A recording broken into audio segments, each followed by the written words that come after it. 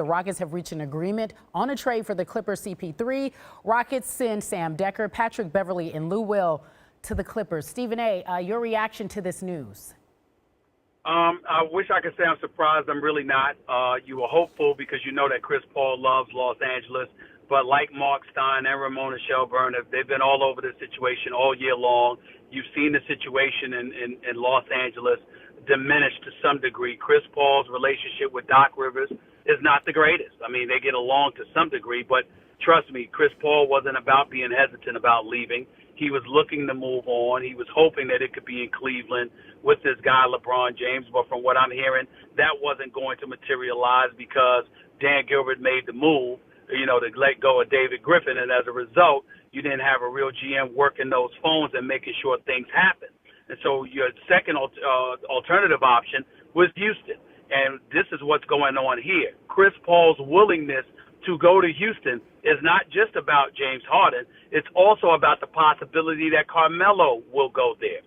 Because if Carmelo Anthony receives the buyout that he desires to get, which Phil Jackson, by the way, was willing to give him and James Dolan was not, if Carmelo Anthony coaxes James Dolan into giving him a buyout, I'm being told that Carmelo Anthony may very well go to Houston. He and Chris Paul are very, very tight, and they wouldn't mind being in Houston with James Harden at all because they believe that kind of firepower is what it's going to take to knock off the Golden State Warriors.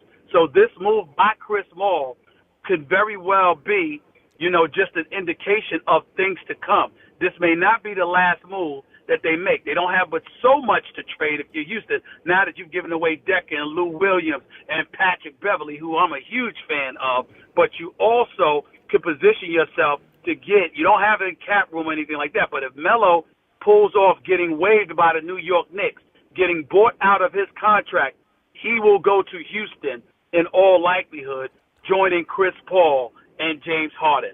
That's what I've been hearing over the last hour. All right, Stephen A., so help me break this down, because when we first heard about the possibility of CP3 going to the Rockets, we thought, well, listen, James Harden had a standout year, an MVP year at the point. So how do the two now coexist, in your opinion? Very simple. There isn't a point guard alive that is not going to defer to Chris Paul, the point guard. You may defer in other ways. You may not defer in other ways. But as a point guard, you will not hesitate to defer to Chris Paul. In terms of a floor orchestrator, somebody who literally runs the show, there's nobody better than Chris Paul. So whether it's LeBron, Melo, James Harden, or anybody else, nobody has a problem with stepping away from the point guard spot if they have the ability to score, that is. They have no problem stepping away from the point guard spot and handing the ball to Chris Paul because they know Chris Paul knows how to run a team, and they know that Chris Paul is going to get them the ball and take immense pressure. And if you're James Harden, especially so, because if you remember, no matter how electrifying he looked throughout this year, averaging 29, 11, and 8, leading the league in assists, that last game of the playoffs against San Antonio was emblematic and indicative of a man who was incredibly exhausted from having to handle ball playmaking responsibilities as long as being the primary scorer. He looked completely spent and out of it. And I think D'Antoni recognizes that, which is why D'Antoni and Daryl Morey obviously have no problem whatsoever with Chris Paul being their new point guard.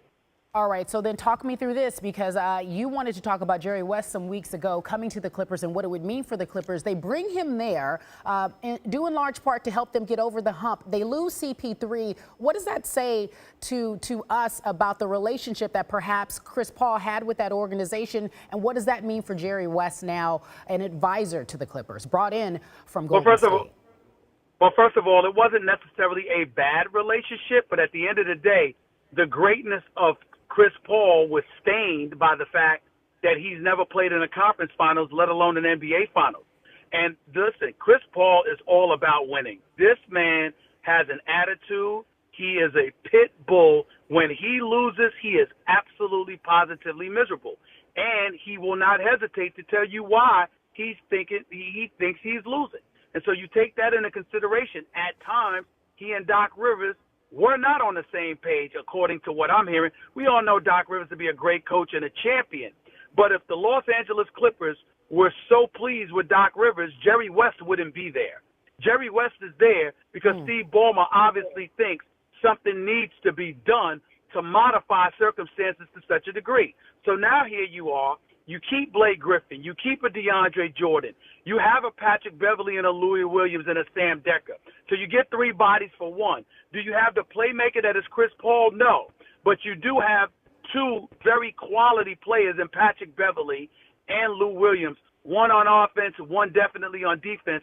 Sam Dekker is no scrub, and you have those additional bodies, which adds depth to your roster where you're not at the mercy of just your starting 5, which by and large people looked at the Clippers as being. Yeah, Austin Rivers and Jamal Crawford came off the bench, but that wasn't deemed as a viable bench in terms of the Clippers organization. And because of that, they knew they needed to add bodies, and they were hell-bent on making sure that they didn't lose Chris Paul for nothing. So this serves both sides, even though I'm of the belief that Chris Paul is sensational as a point guard, and that's a devastating loss for the Clippers no matter which way you slice it.